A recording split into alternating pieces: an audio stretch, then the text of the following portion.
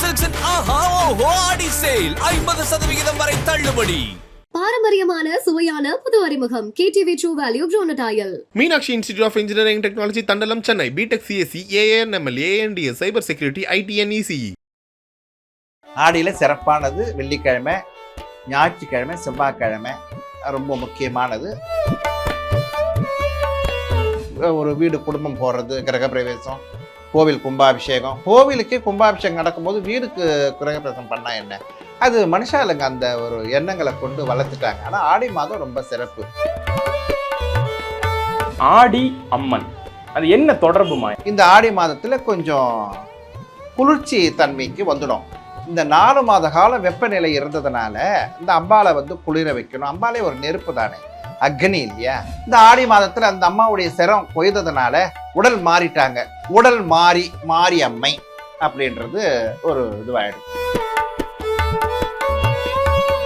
ஆடி வெள்ளி எந்த அளவுக்கு சிறப்பு வாய்ந்தது? அதுல என்னென்ன வழிபாடெல்லாம் பண்ணணுமா?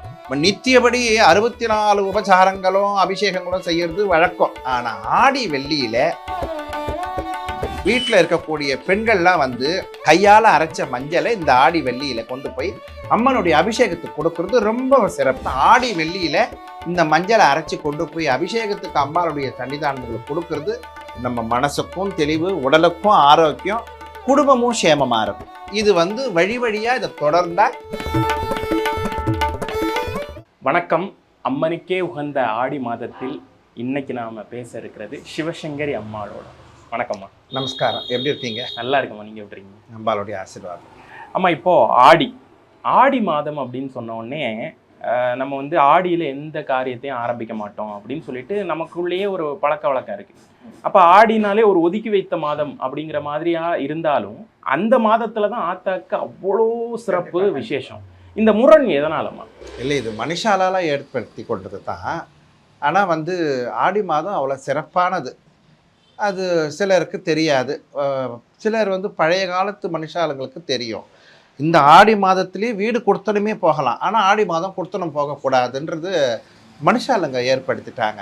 ஏன்னா ஆடி மாதத்தில் இப்போ கூட நீங்கள் பாருங்கள், இந்த 27ஆம் தேதி வாஸ்து நாளுன்னு வந்தாலே நம்ம ஒரு வீடு குடும்பம் போடுறது, கிரகப்பிரவேசம், கோவில் கும்பாபிஷேகம். கோவிலுக்கே கும்பாபிஷேகம் நடக்கும்போது வீடுக்கு கிரகப்பிரவேசம் பண்ணால் என்ன? அது மனுஷாலுங்க அந்த ஒரு எண்ணங்களை கொண்டு வளர்த்துட்டாங்க. ஆனால் ஆடி மாதம் ரொம்ப சிறப்பு. இப்போ தட்சிணாயன காலம் நடந்துட்டுருக்கு. ஆரம்பம் ஆடி 2வது நாள் வெள்ளிக்கிழமை மிக சிறப்பான நாள். அம்பாளுடைய ஆலயத்துலலாம் ரொம்ப வழிபாடுகள்லாம் மிக சிறப்பாக நடக்கும். வீட்டுகள்லேயுமே இந்த ஆடியில் 5 வெள்ளி, 5 வெள்ளிக்கிழமை, 3 வெள்ளிக்கிழமை அந்த மாதிரி நாட்களில் வீட்டில் இறந்தவங்களை நினச்சி ஆடைகள்லாம், புது ஆடைகள்லாம் வச்சு இந்த பூவாடைக்காரின் பூஜைகள்லாம் செய்வாங்க. அது ரொம்ப சிறப்பு. அந்த மாதிரி ஆடி சிறப்பான மாதம்தான். அது சில மரபுகளில் வழிபாடுகளில் மனுஷாளுங்க கொஞ்சம் பார்த்துட்டாங்க. ஆனால் சிறப்பான மாதம் தான். மார்கழியுமே கூட நல்ல மாதம், ரொம்ப சிறப்பு வாய்ந்தது தான் சொல்லுவாங்க. அது காலப்போக்கில் தான் எல்லாமே மாறி போகிறது. மாதங்களில் நான் மார்கழியின் மாதவனே சொன்னாலும் அதை கொஞ்சம் ஒதுக்கி வச்சிருக்காங்க. இப்போ ஆடி அம்மன் அது என்ன தொடர்புமா? ஆடி மாசத்துல இந்த கூழ் வார்க்கிறது, இதுக்கு பின்னாடி இருக்கக்கூடிய புராணம் என்ன? இது கூழ்வார்த்தல்னு சொல்லக்கூடிய ஒரு வைபவம்ன்றது ஆடி. ஆனால் வருஷத்தில் முதல் மாதம் சித்திரை. சித்திரை நல்ல உஷ்ணகாலம்னு சொல்லுவோம், உத்தராயணம். அது இப்போ இந்த ஆடி பிறந்து தட்சிணாயன காலம். இந்த சித்திரையில் இருந்து இந்த சித்திரை, வைகாசி, ஆனி, ஆடி, இந்த ஆடி மாதத்தில் கொஞ்சம் குளிர்ச்சி தன்மைக்கு வந்துடும். இந்த 4 மாத கால வெப்பநிலை இருந்ததுனால இந்த அம்பாலை குளிர வைக்கணும். அம்பாலே ஒரு நெருப்பு தானே, அக்னி இல்லையா? அதில் குளிர வைக்கணும்னு சொல்லிட்டு ஆடி மாத காலத்தில் நீர்மோர், பானகம், இளநீர், கூழ்வார்த்தல், சாகை வார்த்தல்லாம் சொல்லுவாங்க. இது ஒவ்வொருத்தருக்கும் ஒரு வழிபாடுகள் உண்டு. ஆனால் இது கூழ்வார்த்தல் செய்யக்கூடிய தாற்பயம் அன்னை ரேணுகா பரமேஸ்வரியுடைய சரித்திரம். இது ஜபதக்கினி பத்தினியாளாக இருக்கக்கூடிய ரேணுகா பரமேஸ்வரி. அந்த அம்மா சிவ பூஜை செய்து ஜபதக்கினிக்கு பத்தினியாக இருந்து ஊழியம் பண்ணிட்டு வரும் காலத்தில் அந்த அம்மாவுடைய கற்பு நெறி மாறி போகுது. மனசளவுக்கு கற்பு நெறினா மனசளவுக்கு அந்த அம்மா முனிப்பத்தினி, காட்டுக்குள்ளேயே இருக்கக்கூடியவங்க. சிவனுக்கு அதாவது வந்து சிவ அம்சமாக இருக்கக்கூடிய ஜபதக்கினி முனிவருக்கு மனைவியாக இருக்கக்கூடியவங்க சிவபூஜைக்கு தொண்டு செய்வாங்க. ஜலம் கொண்டு வரணும்னு சொல்லக்கூடிய காலகட்டத்தில் ஜலம் எடுக்க போகும்பொழுது அந்த ஜலம்லாம் நம்ம இப்போ என்ன பண்ணுவோம், குடத்தை எடுத்துகிட்டு போய் குழாவில் தண்ணி வச்சு திறந்து பிடிச்சிட்டு வருவோம். அந்த காலத்தில் புராதன காலத்தில் தண்ணி அப்படி எடுக்கலாம் முடியாது. முனிபத்தினியாச்சே அந்த அம்மா போய் ஜலத்தில் போய் மணலை வந்து பானையாக திரட்டணும். மணலை வந்து பானையாக திரட்டி அந்த பானையில் வந்து ஜலம் எடுக்கணும். அந்த ஜலத்தை எடுத்து கூட சீமாடாக வந்து துணியை சுற்றி வைக்க முடியாது. அந்த நேரம் நல்ல பாம்பு வரும், அந்த பாம்பை சுற்றி தலையில் வச்சுட்டு தான் ஜலம் கொண்டு வந்து சிவபூஜைக்கு கொடுப்பாங்க. அப்படி ஒரு உண்மையான பக்தியோட சிவபக்தியோட கணவன் பக்தியோட ஊழியம் பண்ணிட்டு இருந்த ஒரு தேவதைக்கே, ஒரு ரேணுகா பரமேஸ்வரன் விலகக்கூடிய அந்த அம்மைக்கே, பராசக்திக்கே சில காலகட்டங்களில் அவதூறான சொல்லு வந்து மனசு அந்த ஜலம் திரட்டும் பொழுது ஆகாயத்தில் கந்தர்வன் போனதை பார்த்துட்டு இப்படி ஒரு மனுஷா லோகத்தில் இருக்காளா, ஏன்னா அவங்க பார்த்ததில்லை. முனிபத்தினி காட்டுக்குள்ளேயே இருக்கக்கூடியவங்க இப்படி ஒரு பேரழகன் இருக்கிறாங்களா, மனுஷ ரூபம் இருக்கா அப்படின்னு நினச்சி அந்த ஒரு சன பொழுது மனசு மாறினதுனால கருப்பு நெறி போயிடுத்து அப்படின்னு சொல்லி அந்த அம்மாவுடைய சிரசை கொய்திடுறாங்க. இந்த அம்மாவுக்கு 4 பிள்ளைங்க. அதில் பரசுராமன் விளங்கக்கூடிய பெருமாளுடைய அம்சம், மகாவிஷ்ணுடைய அம்சமாக இருக்கக்கூடியவர் தந்தை சொல்லு மந்திரம் இல்லைன்னு சொல்லி ஜபதக்கினி கூப்பிட்டு சொல்ல அவங்க அந்த அம்மாவுடைய தலையை அறுத்துடுறாங்க. அந்த தலையை அறுத்து அந்த அம்மா ஏகாலியார் வீடு, செக்கிலியார் வீடு, ஆதி பறையனார் வீடுன்னு சொல்லுவாங்க. இந்த மாதிரி வீடுகள்லாம் போய் தஞ்சம் புகுந்து அவங்கெல்லாம் அடைக்கலம் கொடுத்து அவங்கெல்லாம் வந்து இந்த அம்மாவுக்கு பாதுகாப்பு கொடுத்ததுனால என்றைக்கும் எல்லா க்ஷேத்திரத்துலையும் அம்பாளுடைய க்ஷேத்திரத்தில் அவங்களுடைய ஆடை சமயபுரம்லாம் போனீங்கன்னா அந்த தாத்பரியம் இன்னும் மாறலை. அப்படியே அந்த வழிபாடு நடந்துட்டு தான் இருக்குது. இப்போ அரசாங்கம்லாம் தலையிட்டு கோவிலில் ரொம்ப பிரசித்தியாக வழிபாடுகள்லாம் செய்யும் காலமாக ஆகினாங்களும் அந்த முறைகள் மாற்றாமல், அந்த வழிபாடுகள் மாறாமல் மாரியம்மனுக்கு பூஜைகள் நடக்கிறது. இந்த ஆடி மாதத்தில் அந்த அம்மாவுடைய சிரம் கொய்ததுனால அந்த அம்மா மாறி உடல் மாறிட்டாங்க. இந்த அம்மனுடைய சிரசு இன்னொருத்தருக்கு போய் அவங்களுடைய சிரசு அந்த வெட்டியான் மனைவின்னு சொல்லுவாங்க, அவங்க அடைக்கலம் கொடுத்தவங்க, அவங்களுடைய சிரசு இவங்களை மாற்றி வச்சதுனால உடல் மாறி அம்மை அப்படின்றது ஒரு இதுவாகிடுது. இது புராண கதைகள் இன்னும் நிறைய இருக்குது. இந்த கூழ்வாரத்தினுடைய வைபகம் அதன் பிற்பாடு உடல் மாறி போச்சேன்னு சுவாமி நான் என்ன பண்ணுவேன் அப்படின்னு, பெண்ணே உன்னை இப்போ வந்து ஏற்றுக்க முடியாது, நீ கலியுகத்தில் கண்கண்ட தெய்வமாக இருந்து பக்தர்களுக்கு நீ காட்சி கொடுத்து அவரவர் பசி பிணி தீர்க்கணும், உடல் பிணி தீர்க்கணும், மனுஷ ஜென்மங்களுக்கு நீ ஒரு குலதெய்வமாக இருந்து அருள்பாலிக்கணும்னு சொல்லி அதன் பிற்பாடு ஜபதிக்கு நீ வரம் கொடுத்து இந்த அம்மா மாறி அம்மையாக உருமாறி இருக்க தருவாயில் நான் எப்படி ஜீவனம் செய்வேன், நான் என்ன பழிப்பேன், அவங்க என்ன சாப்பிட்றாங்களோ அதை உனக்கு அன்பாக கொடுப்பாங்க. ஏன்னா ஊர்புறத்தில் கழனி காலத்தில் என்ன விளையும், கேப்பை, கேழ்வரகு, சோளம், கம்பு இதெல்லாம் தானே, அதையே உனக்கு ஆகாரமாக படைச்சி உன்னை வழிபாடு செய்வாங்க. அப்படி அன்போட பக்தியோட வழிபாடு செய்யக்கூடிய மனுஷாளுக்கு நீ குலதெய்வமாக இருந்து அருள்பாலிக்கணும், மாறி அம்மையாக இருக்கணும். அது தொடங்கின மாதம் வந்து ஆடி மாதம்னு சொல்லுவாங்க. புராதன காலத்தில் ஒவ்வொருத்தரும் சித்திரையிலையும் கூழ்வார்த்தல் உண்டு. சித்திரையில் தான் முக்கியமாக கூழ்வார்த்தல் தான் கங்கையம்மனுக்குன்னு ஒரு படையல் உண்டு, மாரியம்மனுக்குன்னு ஒரு படையல் உண்டு. இது மாதிரி ஒரு சில வழிபாடுகள். இதில் சைவ படையலும் இருக்குது, அசைவ படையல். ஒரு சில கோவிலுங்களில் ஆடுலாம் அறுத்து பொங்கல் இட்டு கோழி அறுத்து கூழ்வார்த்தல் செய்கிறது உண்டு. இது ஞாயிற்றுக்கிழமையில் செய்வாங்க. ஒரு சில கோவில் வழிபாடுகள் வந்து சைவ பூஜையாக அந்த ஆடு கோழிலாம் இல்லாமல் காய்கள்லாம் போட்டு குழம்புன்னு சொல்லக்கூடியதை வச்சு முருங்கைக்கீரை பெரட்டி மாரியம்மனுக்கு உசந்தது. அதாங்கள பச்சரிசி மாவு, துள்ளு மாவுன்னு சொல்லுவாங்க. அந்த துள்ளு மாவு இடித்து வச்சு கேழ்வரகு, கம்பு இதெல்லாம் கொண்டு கூழ்வாரத்தில் செய்கிறது. அம்மனை குளிர வைக்கிறது. அம்மன் குளிர்ந்தால் பூமி குளிரும். அதனால தான் ஆடியில் காற்றடிச்சு ஆவணியில் மழை பெய்யும்னு சொல்லுவாங்க. அம்மன் குளிர்ந்துடுறா.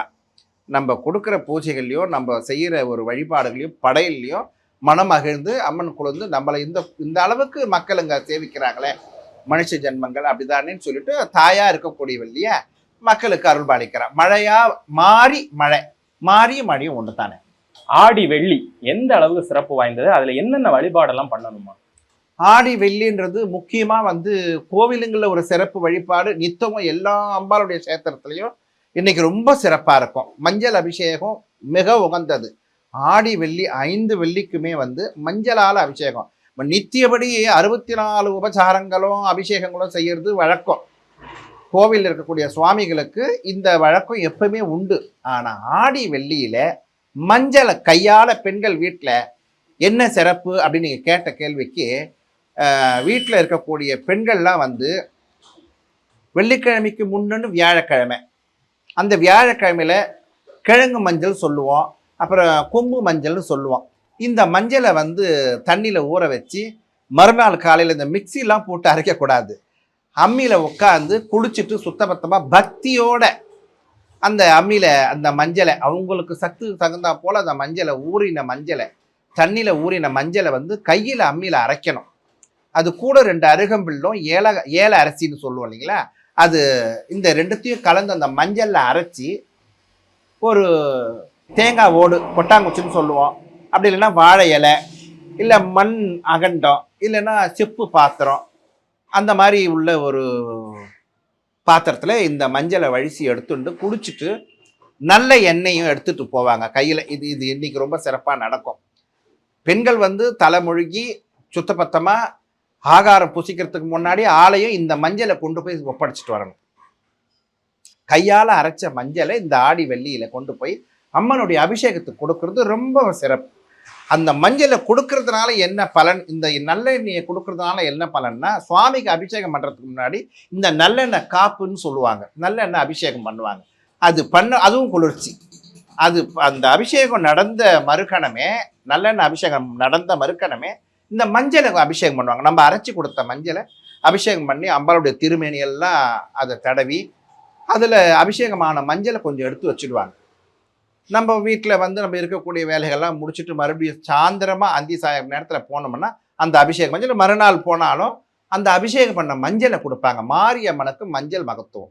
எத்தனை விதமான அபிஷேகம் இருந்தாலும் சரி, மஞ்சள் அபிஷேகன்றது அவளுக்கு ரொம்ப சிறப்பானது. அதுலேயும் நம்ம ஆத்மார்த்தமாக நம்ம கையாலேயே அரைச்சி அம்மிக்கல்லில் அரைச்சி அதை எடுத்துகிட்டு போய் பரிபக்தியோடு நம்ம ஆலயங்களில் கொடுக்கறது நம்ம மனசுக்கும் ஒரு ஆத்ம திருப்தி. இதை செய்துமே நம்ம கடவுளுக்காக இப்போ யார் செய்ய முடியுது? இப்போ இருக்கக்கூடிய அவசரமான உலகத்தில் இதெல்லாம் பார்க்க முடியலையே, செய்ய முடியலையே. எல்லா கடையில் பேக்கிங் பண்ணி வர பொருள் தானே வாங்கி நம்ம கொடுத்துட்டு வரோம். அதனால் இது ஒரு சின்ன வேலை தான். இதை சிரமம் பார்க்காம கஷ்டம் பார்க்காம இதை வீட்டில் இருக்கக்கூடிய பெண்கள் இந்த மஞ்சளை அரைச்சி கோவிலுங்களில் இந்த ஆடி வெள்ளியில் 5 வெள்ளி, 1 வெள்ளி இல்லை 5 வெள்ளி வரும், சில நேரத்துக்கு 4 வெள்ளி வரும். இந்த ஆடி வெள்ளியில் இந்த மஞ்சளை அரைச்சி கொண்டு போய் அபிஷேகத்துக்கு அம்பாளுடைய சன்னிதானங்களுக்கு கொடுக்கறது நம்ம மனசுக்கும் தெளிவு, உடலுக்கும் ஆரோக்கியம், குடும்பமும் சேமமாக இருக்கும். அது மறுநாள் அந்த அபிஷேக மஞ்சளையும் கொடுப்பாங்க. அதை கொண்டு வந்து நம்ம வீட்டில் எல்லாரும் நெத்தியில் இட்டுண்டு வீட்டுக்கு வரவங்களுக்கும் கொடுத்தா ரொம்பவும் சிறப்பு. இது வந்து வழி வழியாக இதை தொடர்ந்தால் அவங்க வம்ச விருத்திக்காகும். அந்த குழந்தை இல்லாதவங்கலாம் கூட சில வீட்டில் பொம்பளை பிள்ளைங்களுக்கு கல்யாணம் ஆகி 2 வருஷம் 3 வருஷம் குழந்தை நிற்காது. இந்த அபிஷேகமான மஞ்சளை கொண்டு வந்து அதில் வந்து நம்ம என்ன கலந்துருக்கோம், ஏல அரிசி கலந்துருக்கோம், அருகம்பல்லு கலந்துருக்கோம், மஞ்சள் ரொம்ப மருத்துவம். இது அபிஷேகம் அம்பாள் மேலே பட்ட மஞ்சளுக்கு இன்னும் சக்தி ஊட்டம். அதை கொண்டு வந்து இந்த குழந்தை இல்லாதவங்க நம்ம குடும்பத்துக்குள்ள இருக்கவங்களுக்கு காலையில் ஆகாரம் புசிக்கிறதுக்கு முன்னாடி அடி வயிற்றுக்கு கொடுக்கணும் அம்மனுடைய மஞ்சள்னு சொல்லுவாங்க. அது மாதிரி அந்த உள்நாக்கில் இவங்க பெரியவங்க, வயசானவங்க, நல்லா வாழ்ந்தவங்க, நல்லா இருக்கக்கூடியவங்க கையால் அந்த மஞ்சளை கொடுப்போம். அது அருந்துறது அவங்களுக்கு குழந்தை பாக்கியம். அதுபோல் அவங்களுடைய தொப்புளில் வயிற்று பகுதியில் தொப்புளில் வைப்பாங்க பெண்கள். ரகசியமானது செய்தால் ரொம்ப சிறப்பு. இதனுடைய வழிபாடு இன்னும் நாங்கள் எங்களுக்கு தெரிஞ்சவங்களாம் சொல்லிட்டு தான் இருக்கோம், செய்கிறாங்க. இது கஷ்டம் பார்க்காம.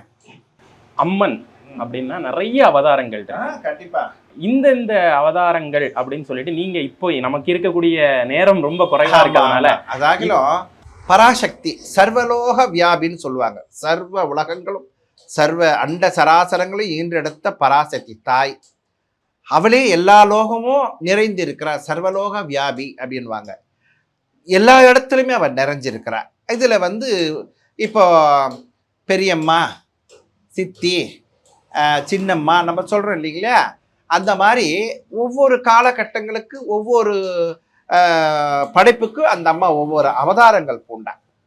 இப்போ வந்து காஞ்சியில் காமாட்சி, மதுரையில் மீனாட்சி, காசியில் விசாலாட்சி, பாட்டிக்கு முப்பாட்டி. அவ காஞ்சி காமாட்சி பராசக்தி நித்திய கன்னின்னு சொல்லுவாங்க, ஏகம்பரனுடைய பத்தினின்னு சொல்லுவாங்க, பராசக்தி லலிதா பரமேஸ்வரியுடைய ஆத்மமான ஒரு பீடம் அது.